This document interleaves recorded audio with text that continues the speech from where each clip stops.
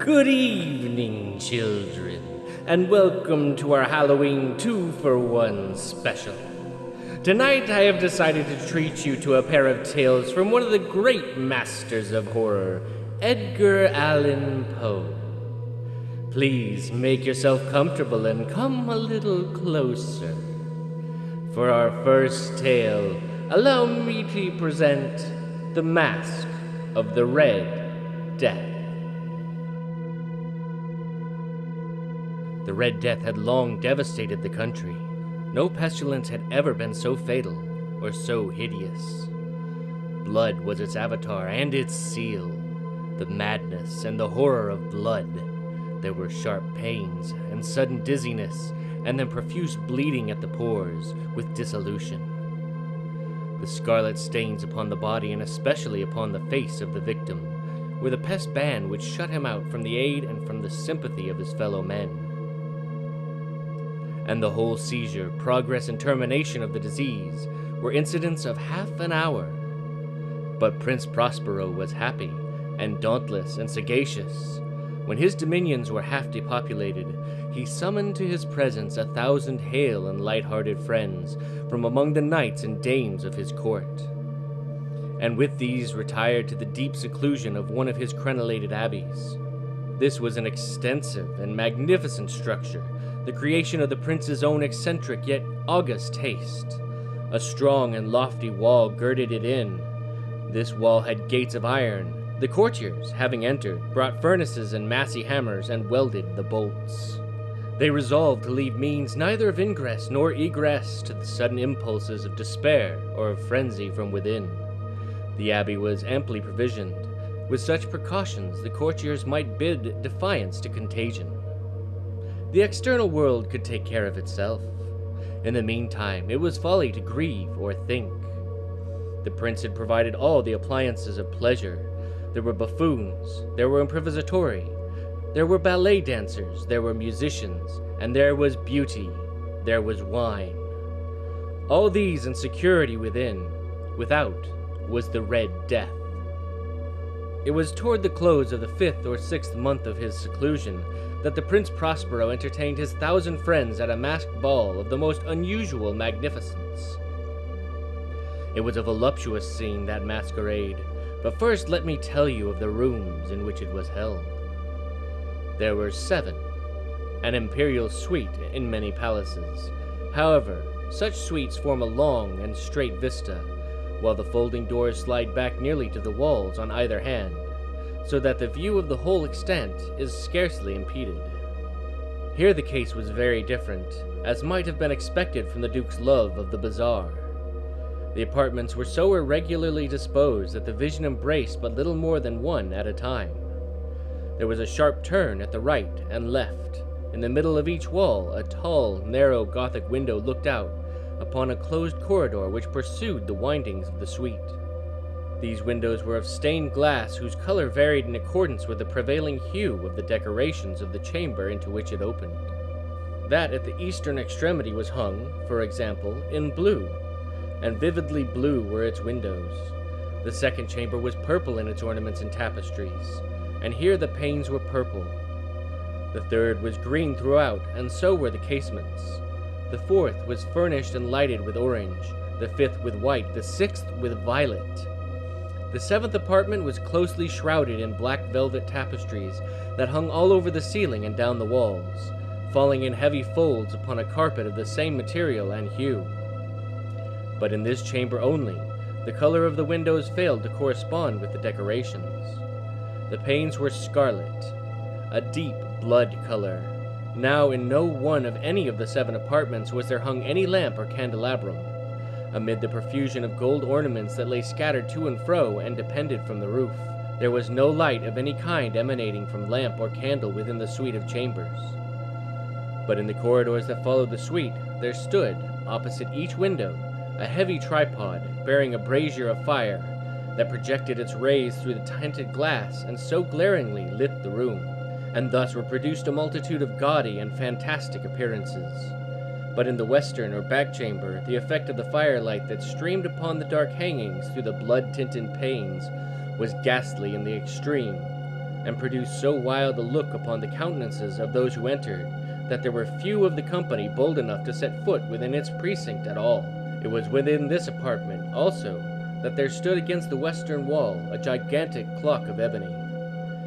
Its pendulum swung to and fro with a dull, heavy, monotonous clang, and when the minute hand made the circuit of the face, and the hour was to be stricken, there came from the brazen lungs of the clock a sound which was clear and loud, and deep, and exceedingly musical, but of so peculiar a note and emphasis, that, at each lapse of an hour, the musicians of the orchestra were constrained to pause, momentarily, in their performance, to hearken to the sounds, and thus the waltzers perforce ceased their evolutions, and there was a brief disconcert of the whole gay company.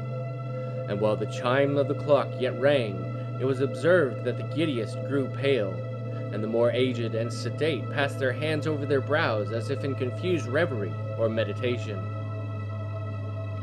But when the echoes had fully ceased, a light laughter at once pervaded the assembly.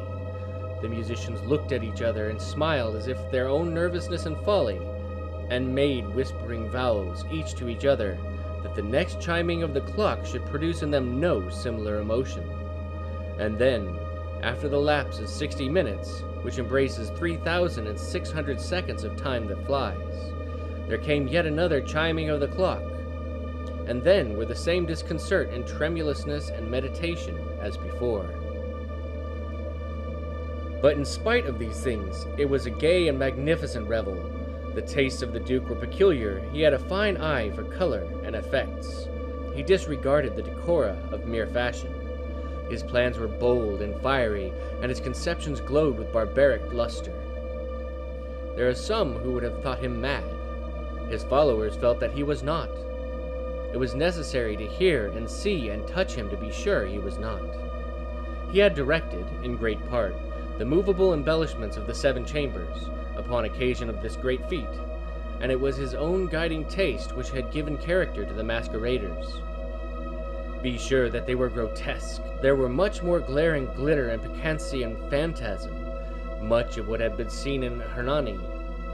There were arabesque figures with unsuited limbs and appointments. There were delirious fancies such as the madman fashions. There were much of the beautiful, much of the wanton, much of the bizarre, something of the terrible, and not a little of that which might have excited disgust. To and fro in the 7 chambers stalked, in fact, a multitude of dreams, and these dreams writhed in and about, taking hue from the rooms, and causing the wild music of the orchestra to seem as the echo of their steps. And, anon, there strikes the ebony clock which stands in the hall of velvet. And then, for a moment, all is still, and all is silent save the voice of the clock. The dreams are stiff frozen as they stand, but the echoes of the chime die away. They have endured but an instant, and a light half-subdued laughter floats after them as they depart.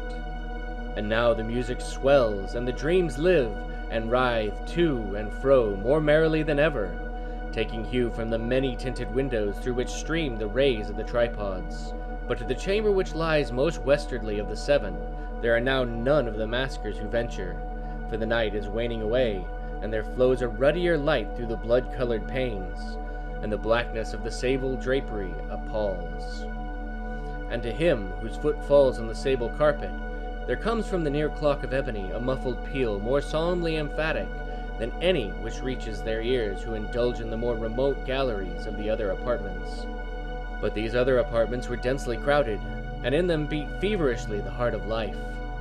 And the revel went whirlingly on, until at length there commenced the sounding of midnight upon the clock. And then the music ceased, as I have told, and the evolutions of the waltzers were quieted, and there was an uneasy cessation of things as before. But now there were 12 strokes to be sounded by the bell of the clock, and thus it happened, perhaps, that more of thought crept, with more of time, into the meditations of the thoughtful among those who reveled.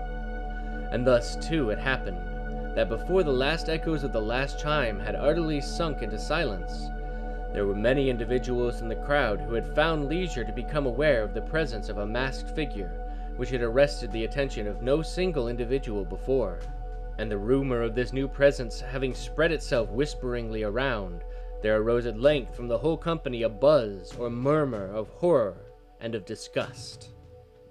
In an assembly of phantasms such as I have painted, it may well be supposed that no ordinary appearance could have excited such sensation. In truth, the masquerade license of the night was nearly unlimited, but the figure in question had out-Heroded Herod, and gone beyond the bounds of even the prince's indefinite decorum. There are chords in the heart of the most reckless which cannot be touched without emotion. Even with the utterly lost, to whom life and death are equally jests, there are matters of which no jest can be made. The whole company indeed seemed now deeply to feel in the costume and bearing of the stranger neither wit nor propriety existed. The figure was tall and gaunt, and shrouded from head to foot in the habiliments of the grave. The mask which concealed the visage was made so nearly to resemble the countenance of a stiffened corpse that the closest scrutiny must have been difficult in detecting the cheat. And yet all this might have been endured, if not approved, by the mad revelers around. But the mummer had gone so far as to assume the type of the Red Death. His vesture was dabbled in blood, and his broad brow, with all the feature of his face, was besprinkled with the scarlet horror. When the eyes of Prince Prospero fell on his spectral image, which, with a slow and solemn movement, as if more to sustain its role, stalked to and fro among the waltzers, he was seen to be convulsed, in the first moment with a strong shudder either of terror or distaste, but in the next his brow reddened with rage. "Who dares?" he demanded hoarsely of the courtiers who stood near him. "Who dares insult us with this blasphemous mockery? Seize him and unmask him, that we may know who we have to hang at sunrise from the battlements." It was in the eastern, a blue chamber in which stood Prince Prospero as he uttered these words. They rang throughout the 7 rooms loudly and clearly, for the prince was a bold and robust man, and the music had become hushed at the waving of his hand. It was in the blue room where stood the prince, and with a group of pale courtiers by his side. At first, as he spoke, there was a slight rushing movement of the group in the direction of the intruder, who, at the moment, was also near at hand. And now, with a deliberate and stately step, made closer approach to the speaker. But from a certain nameless awe, which made the mad assumptions of the mummer had inspired the whole party, there were found none who would put forth a hand to seize him, so that, unimpeded, he passed within a yard of the prince's person, and while the vast assembly, as with one impulse, shrank from the centers of the rooms to the walls, he made his way uninterruptedly, but with the same solemn and measured step which had distinguished him from the first, through the blue chamber to the purple, to the purple, to the green, and through the green to the orange, through this again to the white, and even thence to the violet, ere a decided movement had been made to arrest him. It was then, however, that the Prince Prospero, maddened with rage and the shame of his own momentary cowardice, rushed hurriedly through the 6 chambers, while none followed him on account of deadly terror that had seized upon all.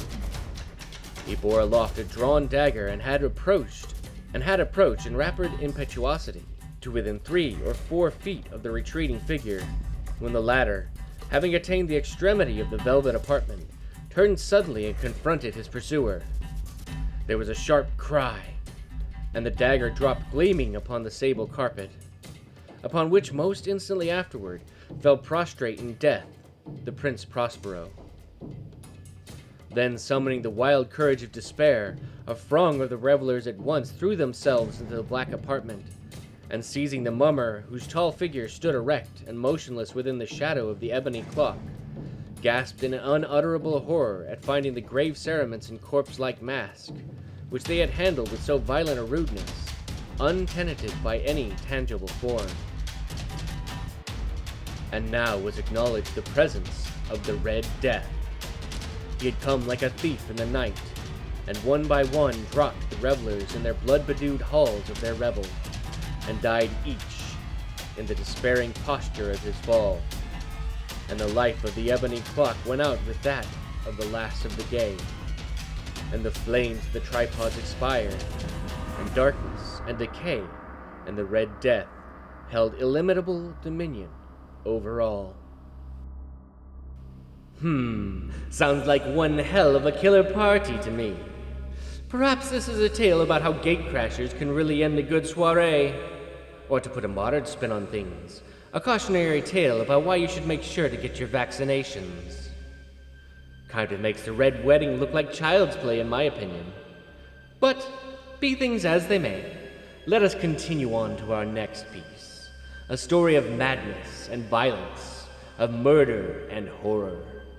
For our next titular tale of terrifying tribulations, allow me to present The Black Cat. For me, the most wild, yet most homely narrative which I am about to pen, I neither expect nor solicit belief. Mad indeed I would be to expect it, in case where my very senses reject their own evidence. Yet mad I am not, and very surely do I not dream.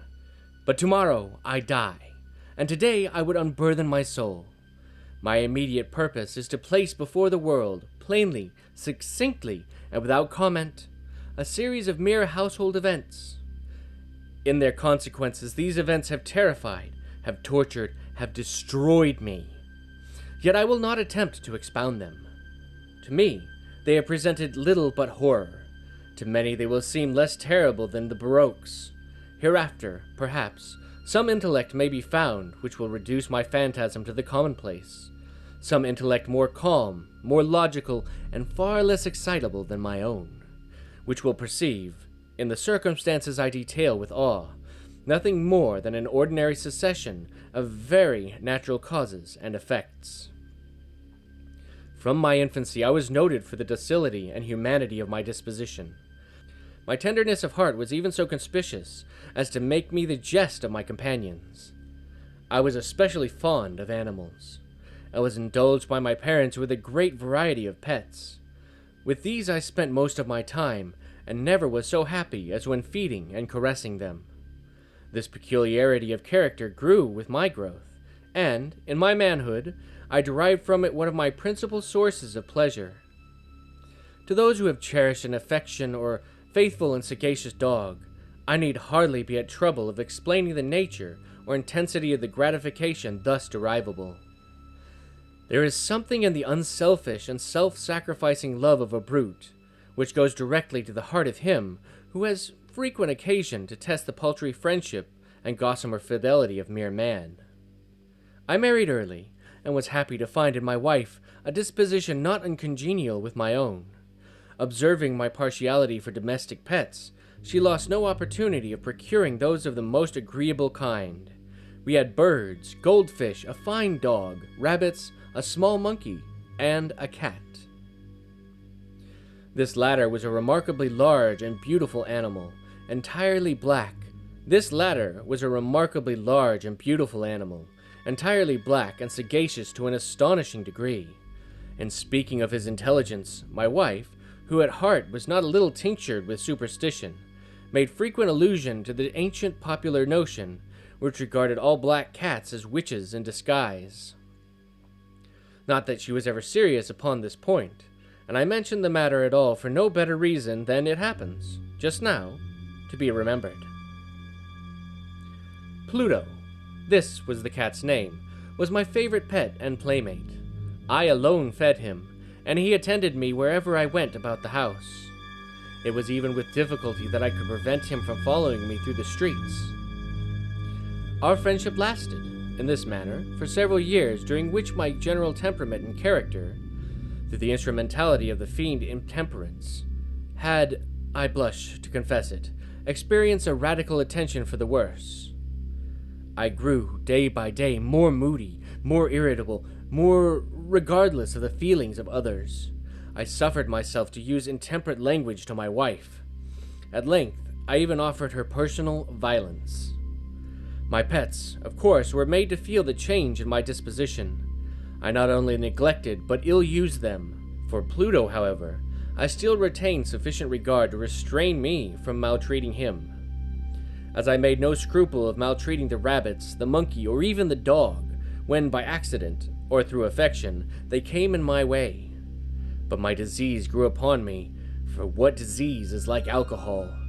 And at length even Pluto, who was now becoming old, and consequently somewhat peevish, even Pluto began to experience the effects of my ill temper.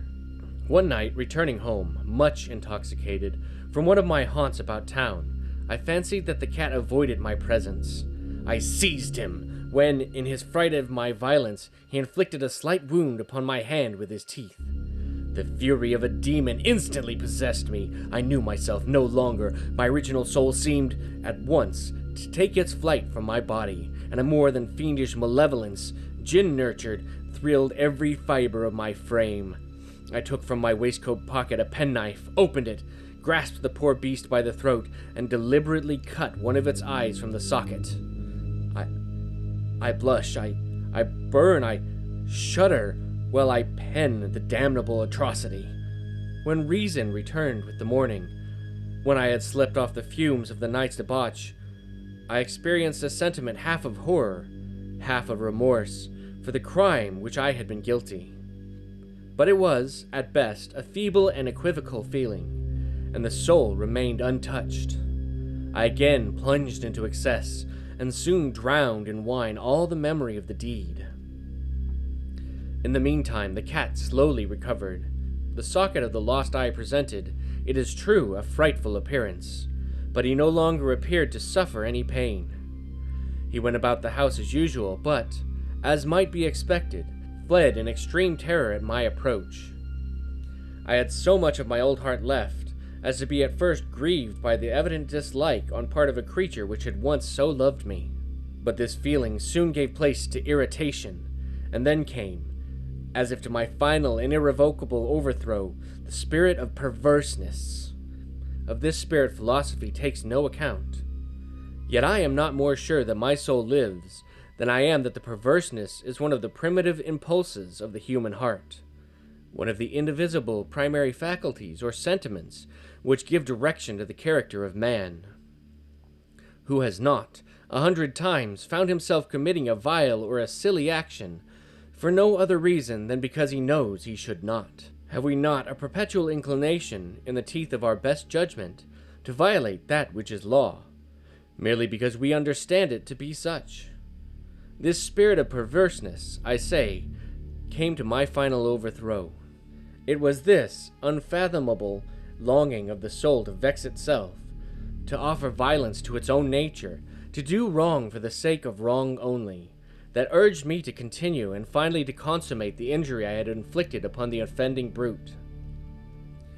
One morning, in cold blood, I slipped a noose about its neck and hung it to the limb of a tree, hung it with tears streaming from my eyes and with the bitterest remorse at my heart, hung it because I knew that it had loved me, and because I felt it had given me no reason of offense, hung it because I knew that in so doing I was committing a sin, a deadly sin that would so jeopardize my immortal soul as to place it, if such a thing were possible, even beyond the reach of the infinite mercy of the most merciful and most terrible God.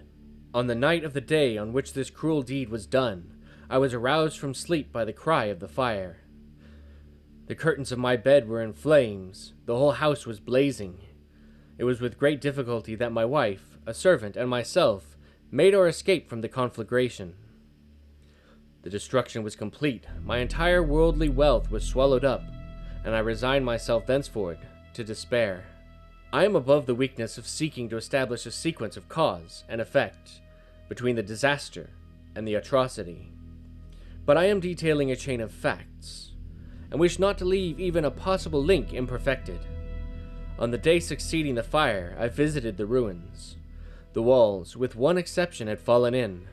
This exception was found in a compartment wall, not very thick, which stood upon the middle of the house, and against which had rested the head of my bed. The plastering had here, in great measure, resisted the action of the fire, a fact which I attributed to its having been recently spread. About this wall a dense crowd were collected, and many persons seemed to be examining a particular portion of it with a very minute and eager attention. The words strange, singular, and other similar expressions excited my curiosity.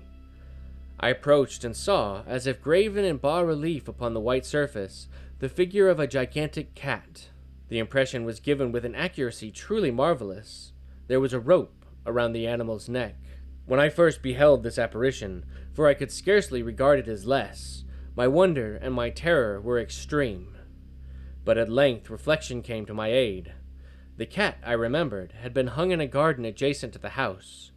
Upon the alarm of the fire, this garden had been immediately filled by the crowd, by someone of whom the animal must have been cut from the tree and thrown, through an open window, into my chamber.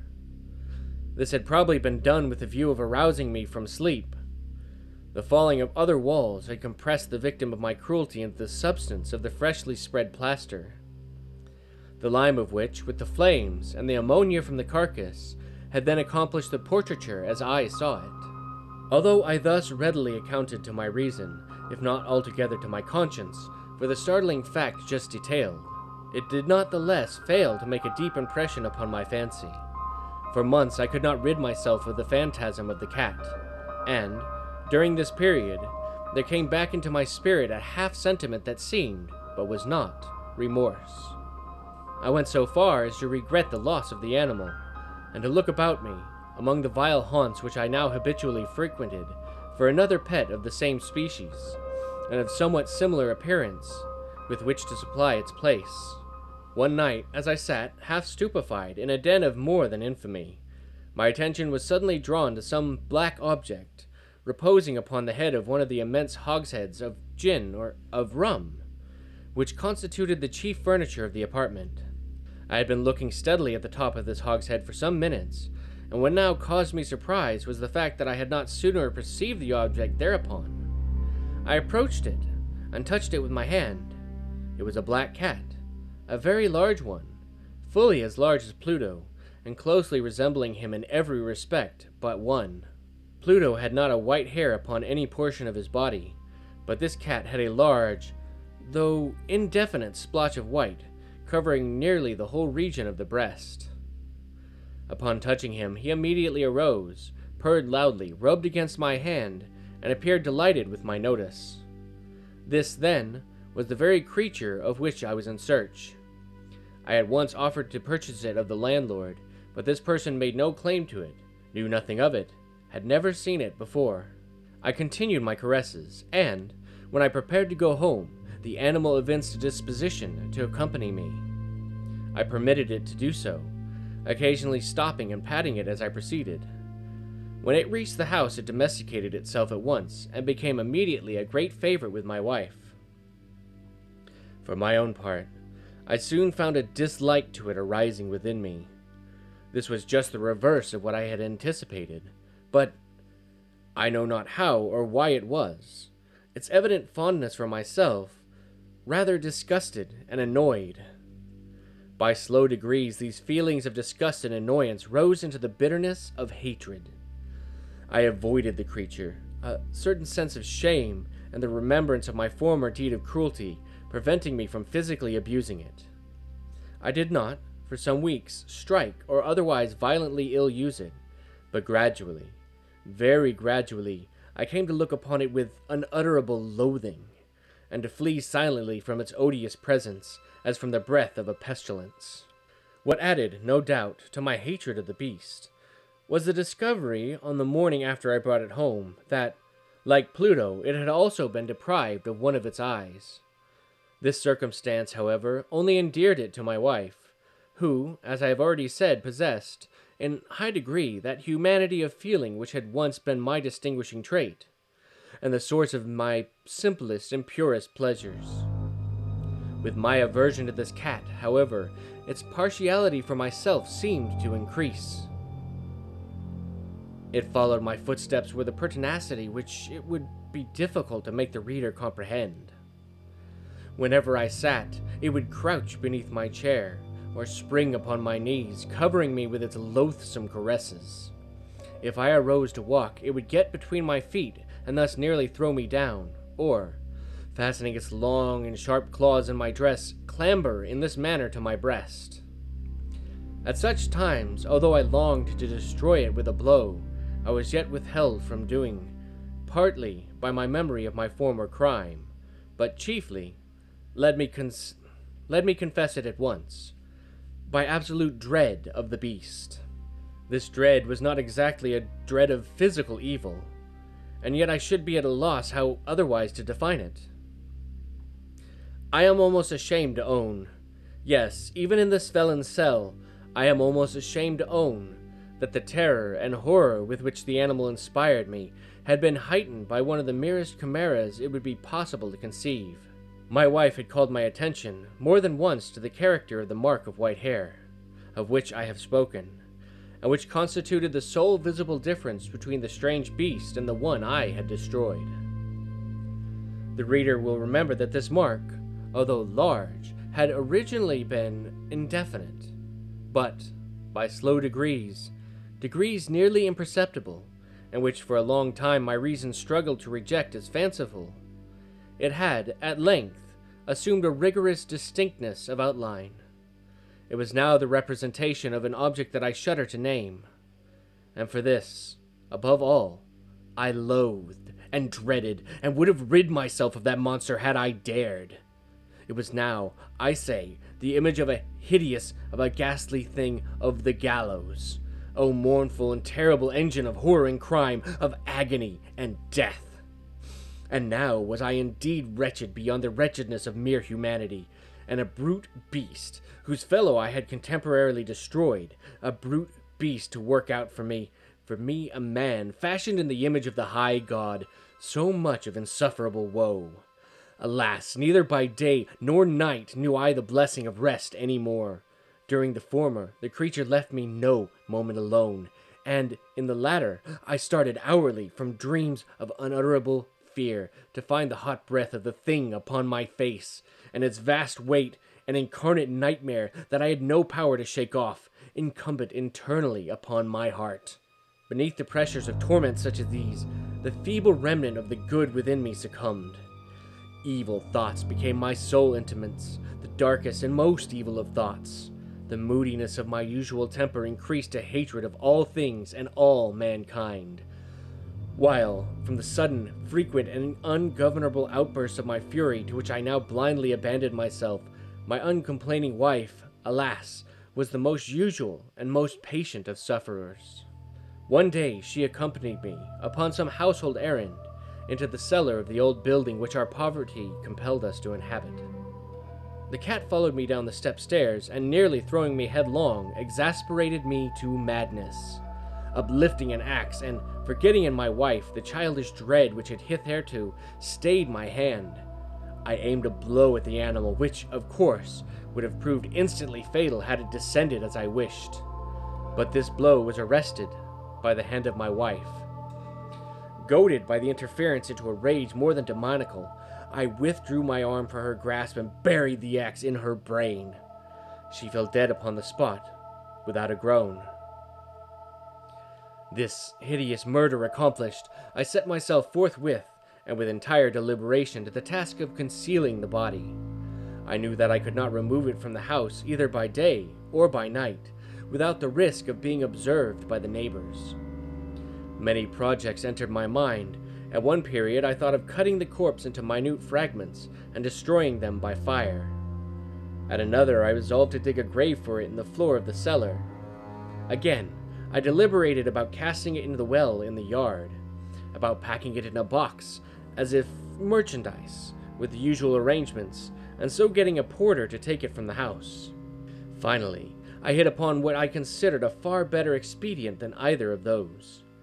I determined to wall it up in the cellar, as the monks of the Middle Ages are recorded to have walled up their victims. For a purpose such as this, the cellar was well adapted. Its walls were loosely constructed, and had lately been plastered throughout with rough plaster, which the dampness of the atmosphere had prevented from hardening. Moreover, in one of the walls was a projection, caused by a false chimney or fireplace, that had been filled up and made to resemble the rest of the cellar. I made no doubt that I could readily displace the bricks at this point, insert the corpse, and wall the whole thing up as before, so that no eye could detect anything suspicious.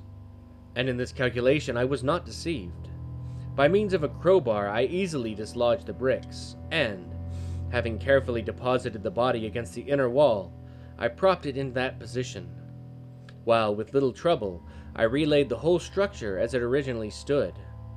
Having procured mortar, sand, and hair, with every possible precaution, I prepared a plaster which could not be distinguished from the old, and with this I very carefully went over the new brickwork. When I had finished, I felt satisfied that all was right. The wall did not present the slightest appearance of having been disturbed. The rubbish on the floor was picked up with the minutest care. I looked around triumphantly and said to myself, "Here, at least, then, my labor has not been in vain." My next step was to look for the beast which had been the cause of so much wretchedness, for I had, at length, firmly resolved to put it to death. Had I been able to meet with it at the moment, there could have been no doubt of its fate. But it appeared that the crafty animal had been alarmed at the violence of my previous anger, and forbore to present itself in my present mood. It is impossible to describe or to imagine the blissful sense of relief which the absence of the detested creature occasioned in my bosom. It did not make its appearance during the night, and thus for one night at least, since its introduction into the house, I soundly and tranquilly slept. I slept even with the burden of murder upon my soul. The second and third day passed, and still my tormentor came not. Once again I breathed as a free man. The monster, in terror, had fled the premises forever. I should behold it no more. My happiness was supreme. The guilt of my dark deed disturbed me but little. Some few inquiries had been made, but these had been readily answered. Even a search had been instituted, but of course nothing was to be discovered. I looked upon my future felicity as secured.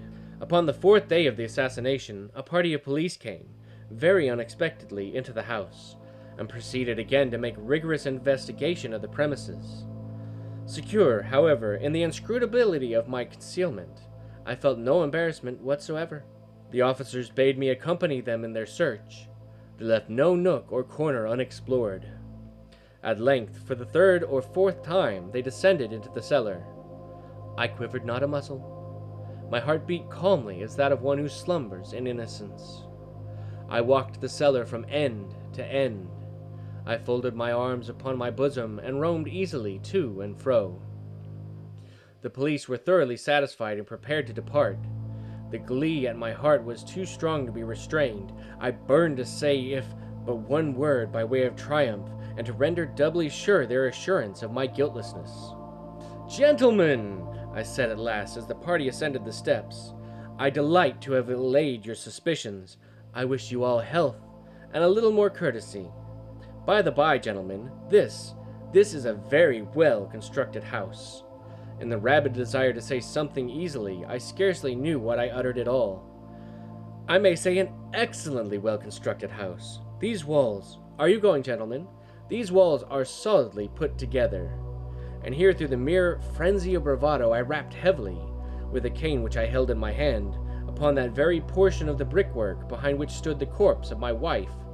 I rapped heavily, with a cane which I held in my hand, upon that very portion of the brickwork behind which stood the corpse of the wife of my bosom. But may God shield and deliver me from the fangs of the archfiend. No sooner had the reverberation of my blows sunk into silence than I was answered by a voice from within the tomb, by a cry, at first muffled and broken like the sobbing of a child, and then quickly swelling to one long, loud, and continuous scream, utterly anomalous and inhuman, a howl, a wailing shriek, half of horror and half of triumph, such as might have risen only out of hell, conjointly from the throats of the damned in their agony and of the demons that exult in the damnation.